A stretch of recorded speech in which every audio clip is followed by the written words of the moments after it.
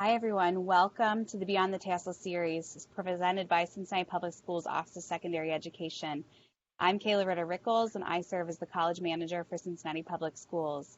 And today we welcome the Gen-1 program and Impact House from the University of Cincinnati to share about their opportunities and experiences for Cincinnati Public School students.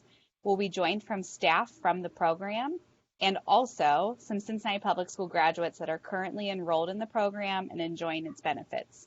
So at this time, I'd like to welcome Amber and Brandon to share about their program. Amber and Brandon, welcome to Beyond the Tassel.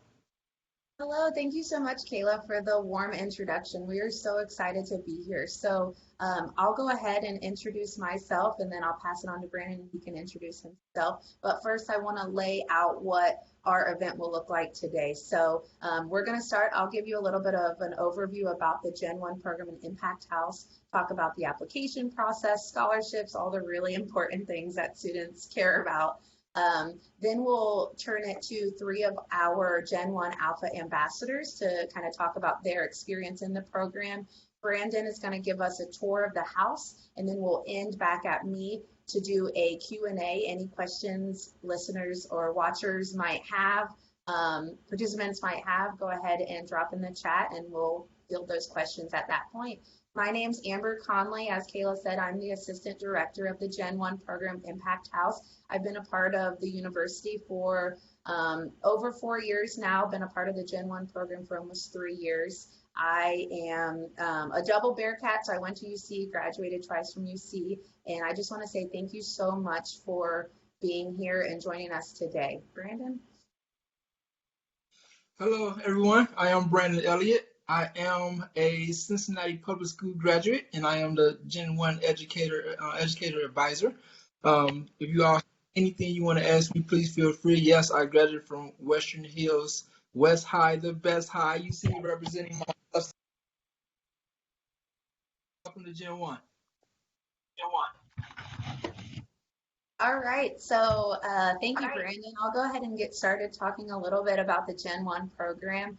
So our program is the first living learning community for first-generation college students in the nation. We broke ground in 2008 for our program and now are going into our 13th year. Well, actually, next year will be our 14th year, so this recruitment season is for cohort 14. The Gen-1 program, like I said, it's a living learning community that operates on the foundation of 4 pillars, so live, learn, give, and earn. Everything that we do, all of our programming, all of our initiatives are tailored around those 4 pillars. So live, anything that will help beyond graduation, so personal development, life skills. So examples of things that we might do in our house that would fall under that pillar would be cooking classes, sewing classes. We have a fitness group. We have financial aid workshops and stuff like that. So learn is going to be anything academic related. So making sure our students are enrolled in 15 credit hours. Our students are required to take Gen-1 courses throughout their first and part of their second years at UC. And doing midterm progress report. So just ensuring that they have academic success, because that is, a big part of the reason that they're here, probably the biggest reason. Give, obviously, is community service oriented. So we like our students to do 10 hours a semester of community service. They also give back a few hours a semester to the Gen-1 program. And then earn, we like to do workshops in the house that might help with career development or career progression. So exploring what they're passionate about, networking, finding mentors, doing resume, cover letter building. Obviously, this has been a challenge just with COVID trying to go virtual, but I feel like we're starting to get our momentum back and being able to really transition back to supporting our students, but just in a virtual manner. So if you're not aware of the Gen-1 program, like I said, it's a program specifically for first-generation Pell-eligible students. So the definition that we use to determine if a student is first generation is basically if neither their mother or father graduated with a 4-year degree within 6 years of high school graduation. So if you're listening and you're like, I'm not really sure if I'm first generation, some students will come to us and say, well, my mom got an associate's degree, or my dad started college and didn't finish. And so that's something that one way to know if you are eligible for the Gen 1 program is if neither one of your parents got a 4-year degree within 6 years of high school graduation. So that's what we use. We also, in order to be a part of the Gen 1 program, you also need to be Pell eligible. And this is an identification that is assigned to you once you complete your financial aid report, so your FAFSA. You will then get a notification based on your parents' income, whether or not you are Pell eligible. So if you are both first generation and Pell eligible, you are eligible to apply to the Gen 1 program. Beyond that, so that's a little bit about the Gen 1 program, right? You know, we are now 13 years into it, and the university was kind of thinking, okay, so we're supporting Gen 1 students, yes, but we're only able to accept anywhere from 20 to 25 students each cohort. And so we're very limited with our resources, like any budget, we have limited resources. And so one way the university was kind of brainstorming to think about how can we expand our support and expand our reach beyond just scholarships. And so back in 2018 is when we opened our Impact House. And Impact House is a residence hall. It's a physical dorm located in Stratford Heights at UC. And that is where you can, let's say you apply and don't get into the Gen 1 program, you can then apply to be a part of Impact House. So it doesn't have a scholarship affiliated with it, but all of the programming, all of the initiatives, all the hands-on advising that we do within Impact House, you are then eligible to receive. So that's really cool. So if Impact House is the big umbrella, Gen 1 is one of the programs kind of within a smaller umbrella within that. And so in order to be eligible for Impact House, you have to be one of three things: either first generation college student, or Pell eligible, again, determined by your FAFSA, or underrepresented minority. And you can be all three, you can be two, or you can be just one of those things. And so that's what Impact House mission is to make sure that we are ensuring success academically, ensuring success personally, and ensuring success socially within our program. Just a little bit of data for you guys to kind of see how our program compares at a national level about if we're looking at continuing generation college students, so college students who had parents that went to college, one or both of their parents went to college, 1 out of every 2 continuing generation students graduates within 6 years, so about 49%. Now, if we take it a little bit further and we look at just first generation students as a whole, about 20% of first generation students graduate college within 6 years, graduate at a 4-year degree within 6 years of high school graduation. Now we put the Pell eligible filter on that. So when we look at first generation students and who are Pell eligible, nationwide we're at about 11%. So although I feel like there is this huge movement of showing concern and offering resources for first generation students, I know we're doing better nationally. The number is 11%. And when we compare that to the Gen 1 program, we closed out cohort 4. So our 4, we're only 13 years old. So, and it takes sometimes up to 6 years to graduate your bachelor's degree. But the last time we looked and we closed out cohort 4, we were at 76% graduation rate. So compared to the 11% nationally. So it's something we're very proud of. It's something that we did before anyone else in the nation. So it's just really exciting that it's just right here at the University of Cincinnati. And for all of you guys watching, you're probably CPS, so just in your backyard. It's a gym in your backyard. All right, so that's a little bit about the program. Let's see, I took some notes just to make sure I wasn't missing anything. All right, so the important things like scholarships and the application process. So for those interested in applying to the Gen 1 program, the application is live now. The application opened about a month ago, and it closes on December 1st. So it is a few weeks earlier than it has closed in the past. So it's really important that if you're a student, or if you're a parent, or if you're a counselor, that you make note of the earlier deadline. It's December 1st, which is consistent to the priority deadline for the university. So that's important just to see if you're eligible for any other scholarships or financial aid or programs.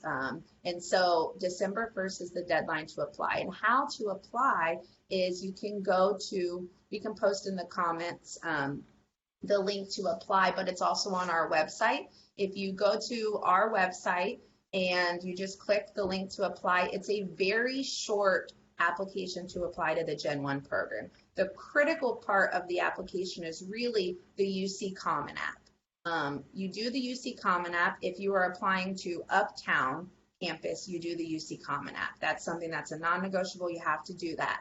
Once you've done the Common App, then you would go to our website and it's probably 3 minutes is all you need to do the actual Gen-1 application. That really just flags us and says, hey, this student is interested in the Gen-1 program, and then we pull all of the data from the Common App just to make, so that way you don't have to do everything twice. You do the Common App, you do the Gen-1 application just to tell us you're interested, and then we import all of the data. If you are interested in UC Blue Ash, you don't have to do the Common App, but you do have to reach out to admissions at Blue Ash and have them upload your letter of recommendation and your prompt. So that's something that UC Blue Ash does not require you to do, but it is required for our program. So you can still apply to UCBA directly, but you have to reach out to UC Blue Ash, who is aware of this process, and have them upload your letter of recommendation, as well as any of the prompts that are on the UC Common App. So let's see here. So the deadline, again, is December 1st. In early January or February, we will start reaching out for interviews and scheduling interviews. We usually offer about 50 spots to do in-person interviews. Last year, we had about 254 applicants, and we offered 50 in-person interviews and then selected 22 students to be a part of the program. This year, we're at about 54 applications, and we still have about a month left to apply. So just make sure you're getting your applications in. We'll then reach out, like I said, in late January, early February to start welcoming students in for interviews, and then early March we will begin making offers, and that you'll get a response regardless. So it'll be one of 3 responses. Either you were not accepted to the program, it's pretty black and white, or 2, you were accepted to the program. And then the one that isn't as black and white is you've been waitlisted.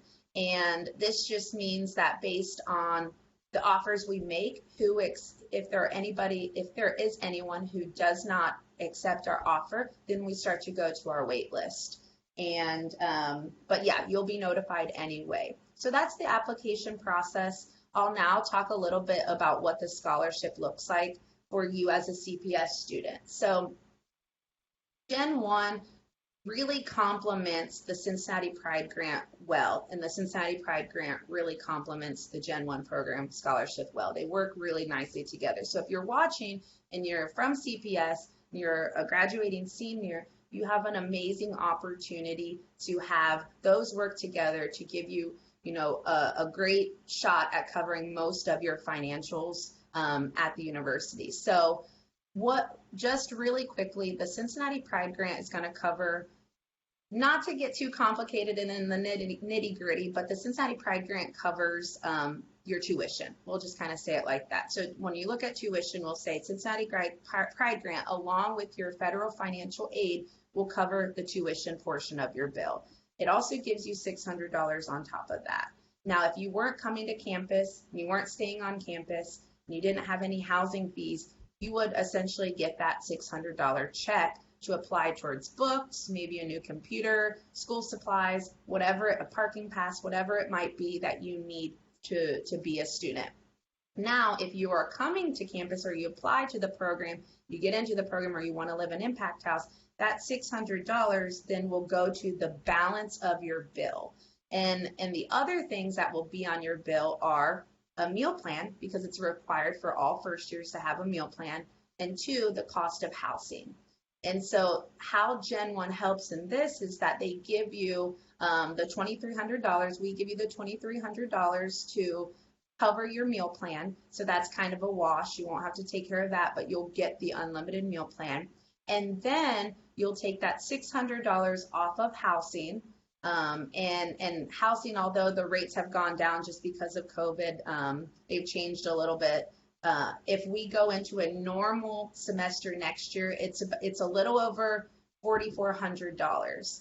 If it's a virtual semester, I think it's going to be a little bit less than that. I think it's it's $3,776. So you take that $600 off of that. Gen 1 also gives you $2,000. So in summary, this is a lot of information, but what you can take away from it is that you're going to owe, as a CPS student with Cincinnati Pride Grant and Gen 1, you would owe about $1,176 if we're virtual. So about $1,200, and that's before any community scholarships, any CPS scholarships, any Cincinnati Foundation scholarships, any, anything, from your part-time job or family, whatever, gifts or whatever you want to gather in your resources, you would owe $1,200. So it takes your bill from about $13,000, $14,000, $15,000 to about $1,200 a semester.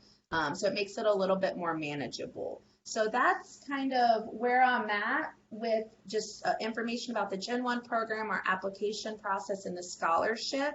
I know we are kind of right at that 15 minutes, so I will go ahead. If you have questions, go ahead and start throwing them in the chat. We'll get to the questions at the very end. So why don't we go ahead and start? Carrington, do you want to kick us off with the student perspectives?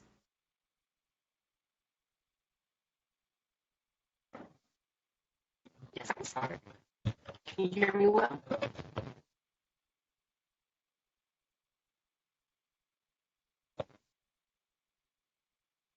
Can you all hear me? Yeah. I'm sorry. Okay, great. All right, so my name is Carrington. I'm a second-year sociology major in the Gen-1 program, and I graduated from Clark Montessori. So last year was my first year in the Gen-1 program, and I can say it benefited me a lot. Hey, Carrington, you're lagging a little bit. Do you want to maybe try to relocate in your room, and while you're working on that, we can switch to Noah, and then we'll come right back to you. We'll go, Noah, why don't you go ahead and start, and then we'll come right back to you, Carrington. Maybe just try to find a better connection. Hey everyone, can you guys hear me well? Yes. All right, cool. So, hi, my name is Noah Oki. I'm a fourth-year IT cybersecurity major. Currently graduated 2017 from Winthrop High School. It's a little bit about me. So, talking more about the student perspective, I'm going to go into things like so from a student perspective of Gen 1, I'm going to talk about like networking and co-ops. So, overall, the Gen 1 program is a really great program. They offer a lot of opportunities and things that you wouldn't get if you didn't have that support system in the beginning.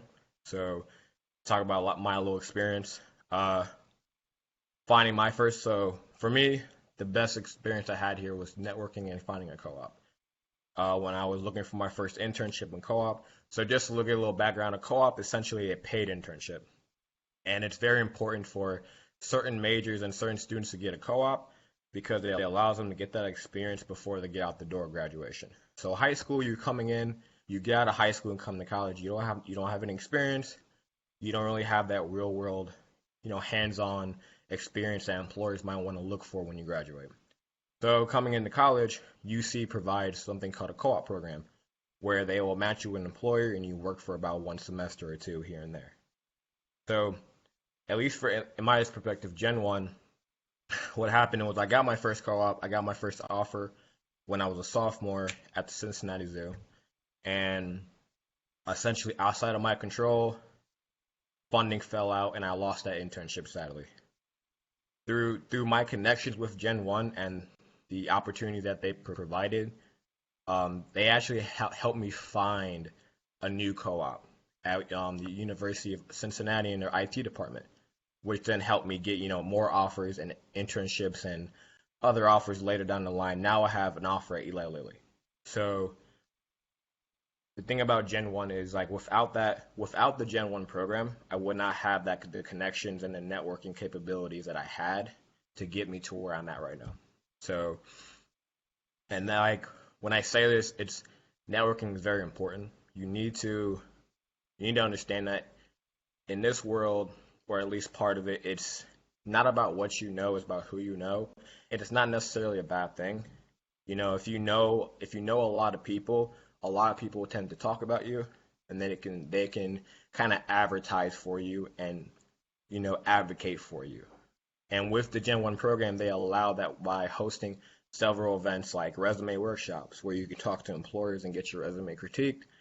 They offer employee panels where they have employers, or Cincinnati Pride Grant and Gen-1 work together to offer, employee panels where employees come in, talk about their experiences, and you can connect with those employers, help you, get maybe an offer from them later on, or at least understand what it takes to get in that position. So essentially, networking is a very big part, especially in your college career. And Gen-1 does provide that just through their events opportunity and just, our advisors. Our advisors are amazing. My advisors help me. My advisors at Gen-1, they help me learn a lot about myself and help me get to places, write me recommendation letters, little things like that help me excel and get to where I want to get to. So those are the kind of things that Gen-1 offer. And yeah, so I'm going to pass it off to Brittany.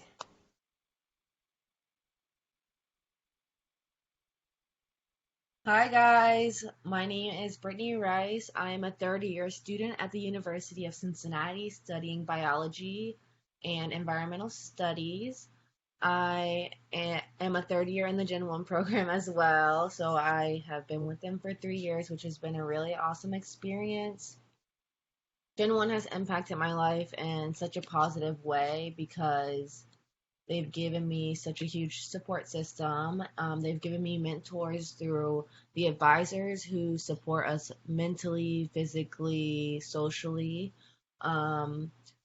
Everyone in the program has our backs, the advisors and the students, which has been a really great experience, feeling like you have a sense of family on campus. And then we have a peer mentoring program, which is really exciting and awesome. So our first year students are paired with a second year, third year, or fourth year student. And so we have a peer mentoring program that can help you further your collegiate career. This takes place like through a person who has lived through the specific experience, your peer mentor, and a person who is new to the experience, so the peer mentee.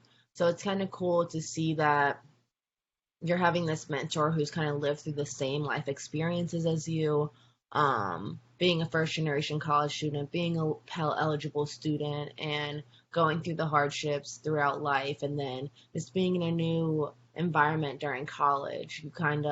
It's a scary situation, but having somebody be able to hold your hand and somebody who just went through the same thing their first year, being able to walk you through it and talk you through it is crucial. It kind of changes the game. So we've all benefited from that, and the Gen-1 program has taught us many things, how to be a good listener, a good leader, and it's been really awesome to be a part of the peer mentoring program. It's increased our mentee sociability and comfortability with us because they kind of have this another outlet that's not just the advisors, because, sometimes they feel like the advisors are over there, but having somebody that lives in the house with you that you can go down the hall and knock on their door whenever you want is kind of cool. So that's been really awesome. And it's kind of just an outlet, somebody that you can know that you can always go talk to about academics, about something going on in your personal life. They're always there and we'll always have each other's back, not just the mentors, which is the cool thing. I can go to my other peer students, I can go to my advisors, and everyone has your back. So that's really awesome.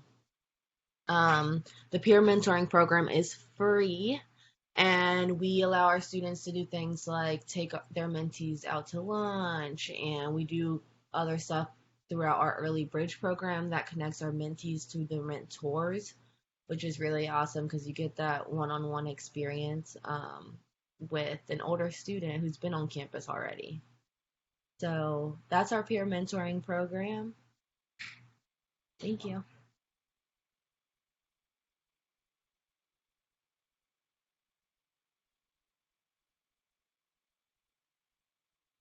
Oh, I'm back.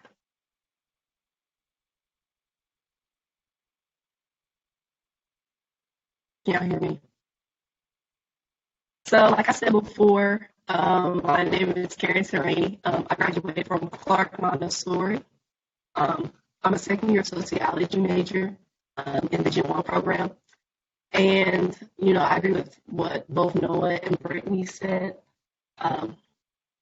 This is a great program, and one of the things I love about it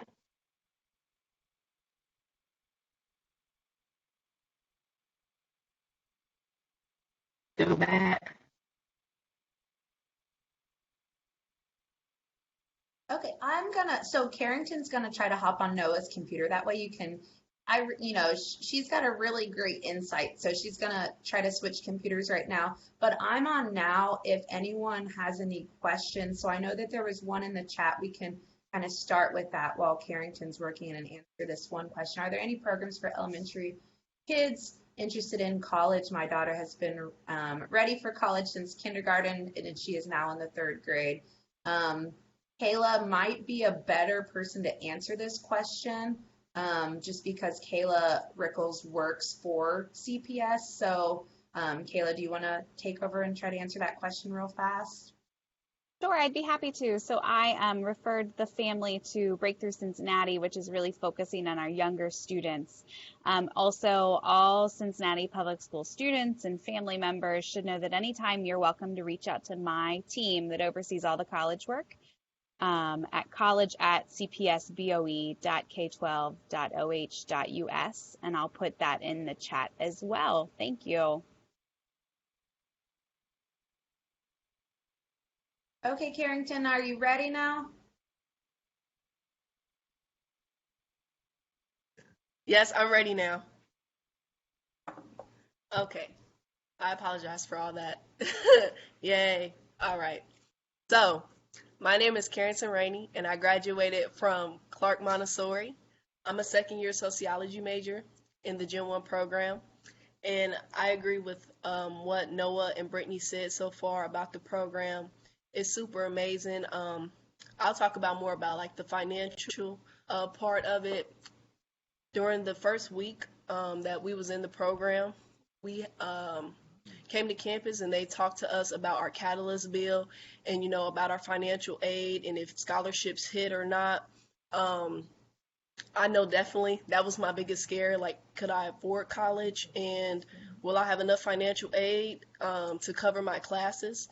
And discussing it with my mentor and my advisor, I was able to get those questions answered. So that's one of the great things about the program.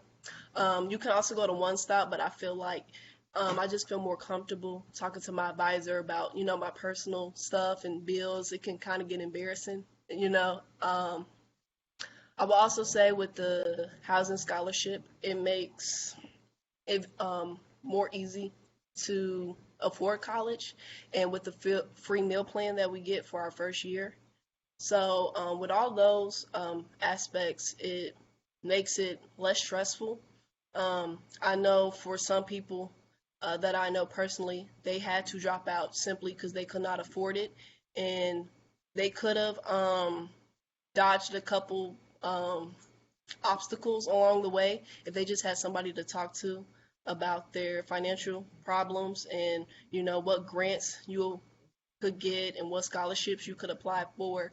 So that's one of the best things that I love about the program. One thing that I had to go through this year was student verification. It was the worst. It was a very long process, but with the help of my advisor and One Stop on UC, I was able to get that process handled as smoothly as possible. So, just things like that that really helps make the student thrive, and that's what's so wonderful about this program.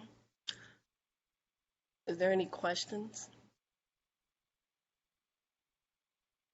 No, Carrington, that was lovely. Thank you so much. And you did a great job getting the audio figured out. So we'll go ahead and go to the tour now, and then we can do questions at the end. So, the questions will be fair game for either staff or students. So, if there's anything else you want to add at the end, we can definitely do that. So Brandon, do you want to take over and show them Impact House? Of course. Welcome back to West High, the Best High Broadcasting. Just joking. We'll start with the Gen-1 tour. This is our conference room. We have a lot of meetings here. We come eat lunch here. So we have different aspects of the house. I'm going to exit the conference room, and this is our hallway to get to our offices. Of course, we have exit doors and COVID careful signs up everywhere. So I'm going to flip this around so you can see the tour. We have different offices. This is our wing of offices, our staff office, CPG office, and you'll see Amber there in her office. And I want you all to see the blessings that we received as of right now for our students. We have bags to give out, food. All righty, so we'll keep the tour moving. Have our director's office, a couple visitors there. We want to put everybody on camera. This is our main lobby. So we have our student workers sitting here for greeters, gatekeepers, etc. This is our main entrance, as you can see. Will to heaven, to the dorm rooms. We have a few educational classrooms over here. Students can come.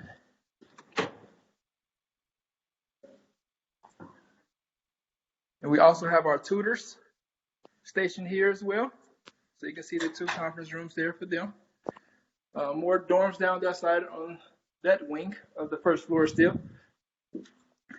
Back to the main lobby. I'm going to go down first. So you all got me busting sweats here. I'm going to let you know that now. Up and down steps. So here we have laundry and vending.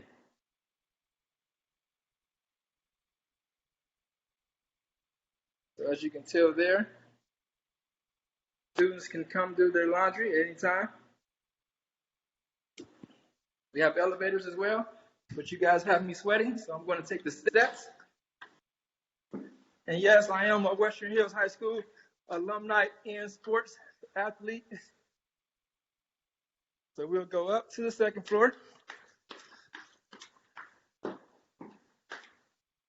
As you can see, we have wings on each side, dorm rooms.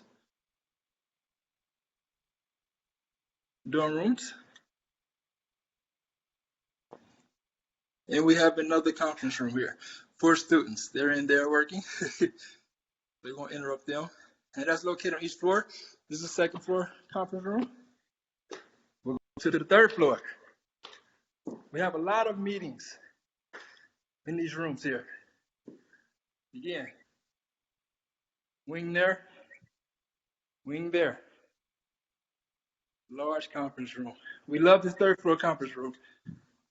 I have to take you inside.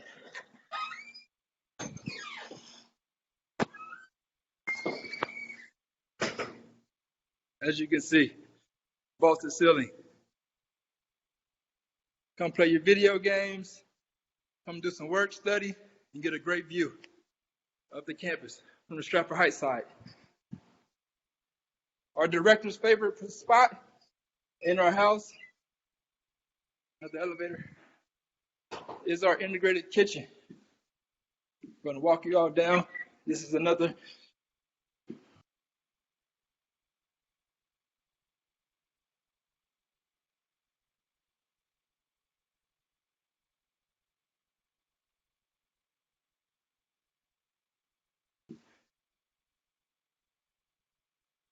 Our kitchen.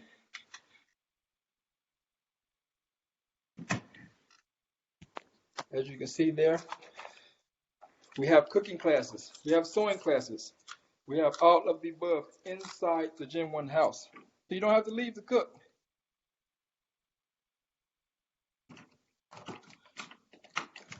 Let's enter. All right. So you have your fridge, you have your stove, ice machine. We have our own pantry here, which have all our goods in it. So you don't have to bring your own. We have that for you.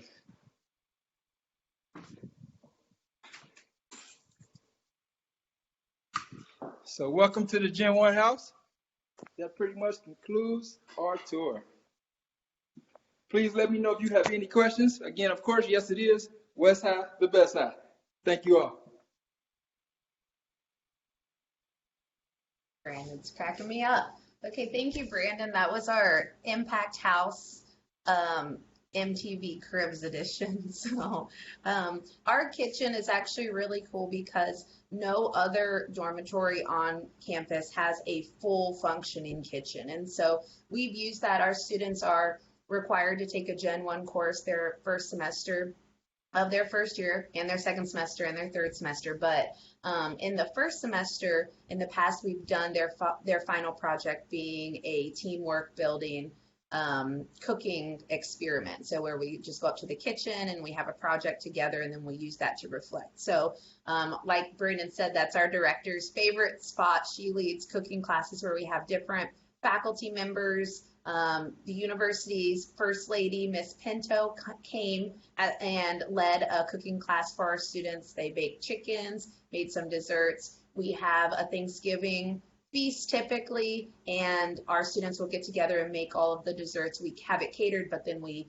make the desserts together. So it's just really special for us up there. So, all right, so we have now transitioned to the Q&A portion of today's event. So I have some questions coming through, so let's get started.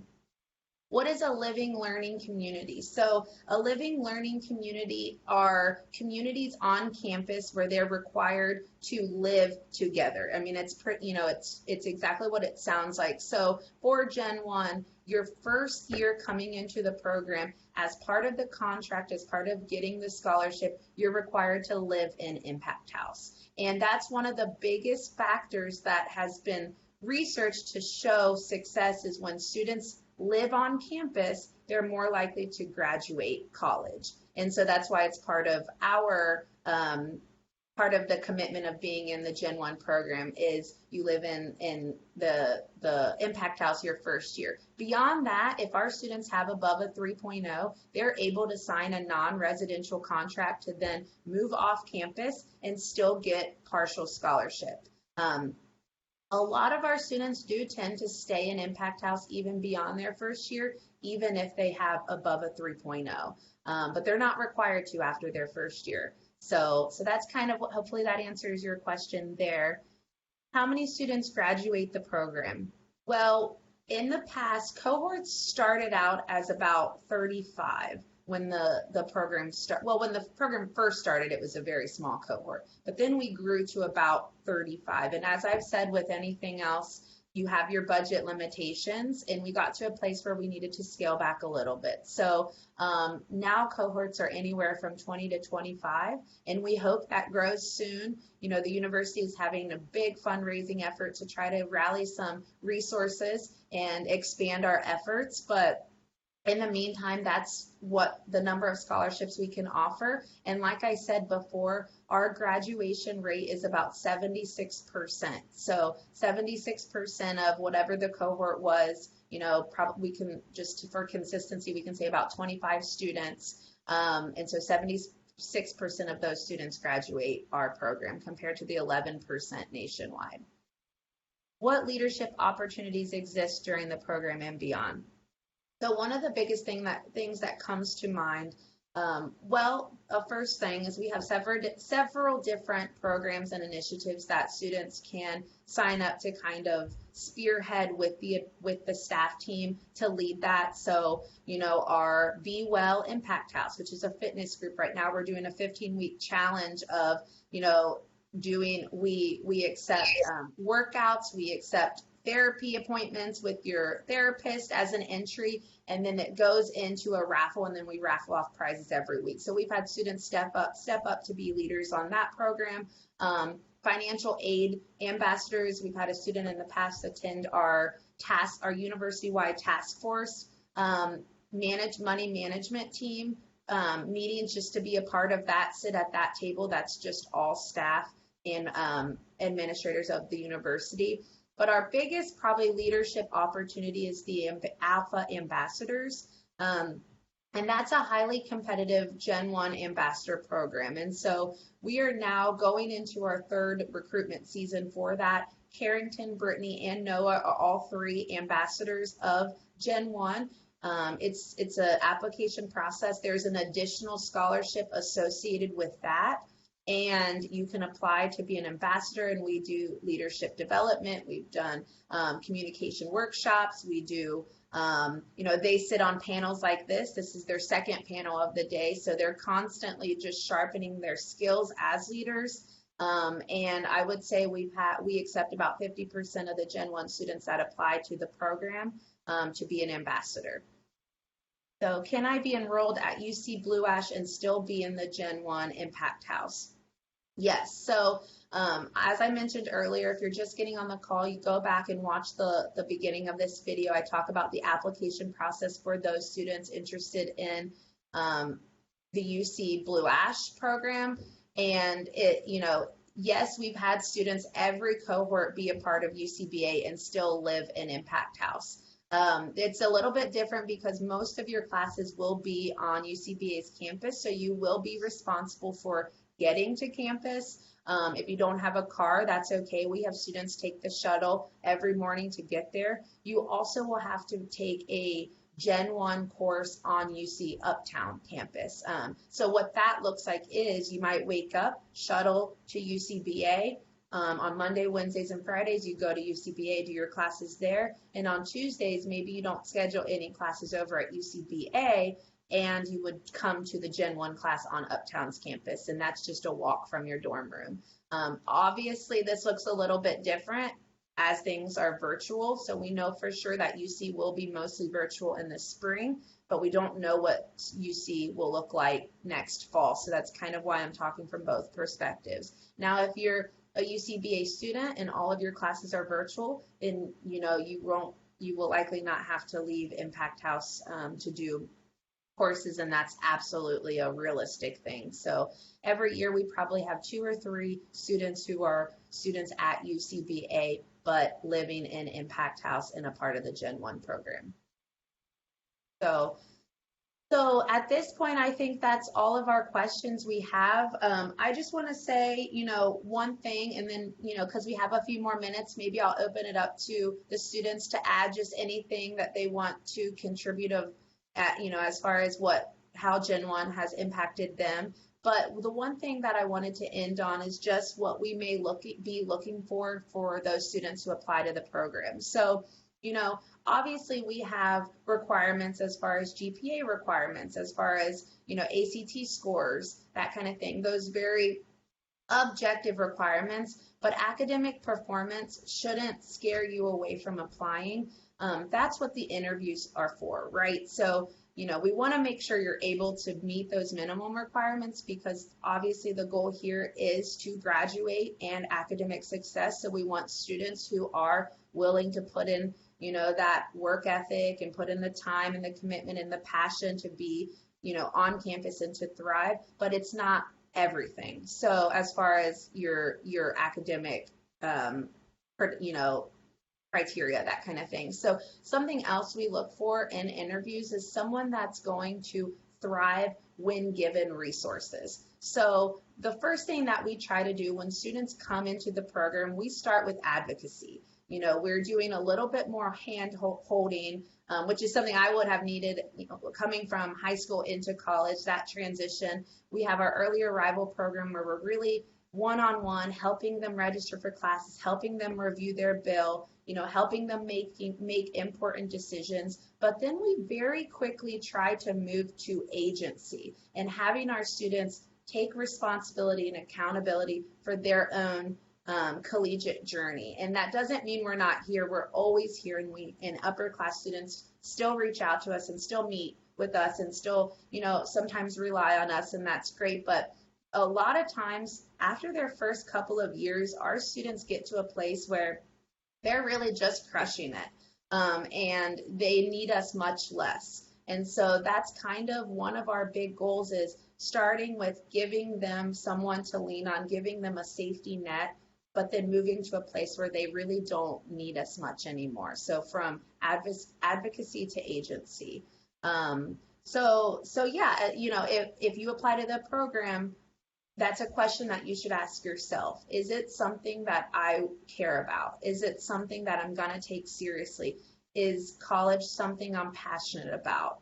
And if, the only thing holding me back from it is maybe just not knowing a lot. It's things that other students, continuing generation students, might hear around the kitchen table growing up about college and majors and, the lingo that you talk about, or the culture, or that kind of thing. But if you don't have parents who went to college, and every staff member on our team is first generation, so that we really understand that too, then sometimes we just don't know where to start, right? And so if that's the only thing preventing you from coming to college, along with maybe some financial limitations, if you have the attitude and you're coachable and you're ready to commit to the journey, we want to see that in your interview. That's going to also set you apart. That's something that we look for too. So, okay, so that's the last thing I wanted to add. Brittany, Carrington, or Noah, is there anything that you wanted to end with?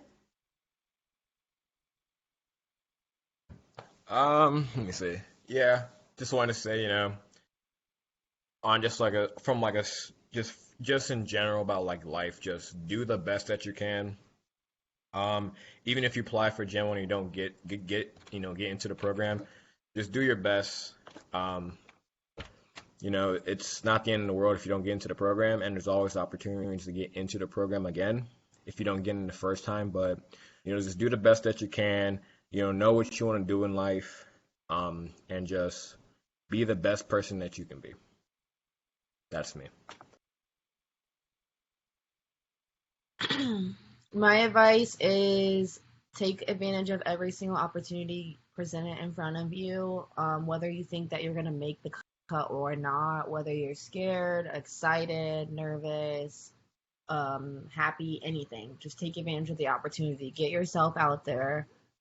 Get your name out there. If you have questions, don't be afraid to ask. I'm the question master. I ask 50 questions to every professor, advisor, student. I'm always asking questions, and that's how you learn and grow, by asking questions. Humans naturally want to help others, so why not ask them for help?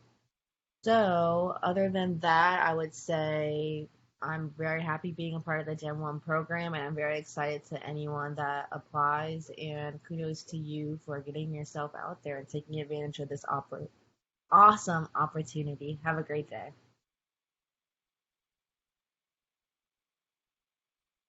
I have something to say as well. Noah, get out. Yes, I agree with both what Noah and Brittany said. Also, I would say, make sure that you expand your networking group. I think that's one of the main things that Gen-1 has taught me, always asking for people, contact information, getting to know other people. You never know what opportunity you might gain just from having a conversation with somebody. I can say that's one big thing that I learned from Gen-1. Also, I'm very happy to, can you all mentor me? Sure, I don't mind. But the Gen-1 program is amazing, and I love being in it, and I hope everybody have a great day. Thanks, guys. Yeah, it's always good to hear a student perspective. So yeah, that's all we have. They had really great advice as far as, this is an example. Those 3 students are examples of students who have really taken advantage of their experience here. I don't know if you guys have heard the terms fixed versus growth mindsets, but these students have growth mindsets and they lean in on every opportunity. And I encourage that if you're watching, you do the same. Because despite struggles or obstacles or whatever might happen, the one thing that I don't like about the world is that it doesn't stop spinning to give you time to figure it out. You just have to keep going. So continue to do whatever you can. Like Brittany said, take advantage of the opportunities. And from the bottom of our hearts at Gen-1, thank you for being a part of this event. And we look forward to seeing those applications come in. Thank you all very much. I have a great, great day. We love you all here at Gen-1. Any obstacles getting your way, just keep going, keep striving. Have a great one. Awesome. Well, thank you so much, Gen-1 program. Amber, Brandon, Carrington, Noah, and Brittany. We appreciate the advice that you've been able to give and being part of this Beyond the Tassel Scholarship Series. Folks, we will have another installment in this series in 2 weeks. Northern Kentucky University is coming, and they are among this elite group of colleges and universities that are committing to Cincinnati Public Schools. So thank you so much for tuning in, and we appreciate your time today.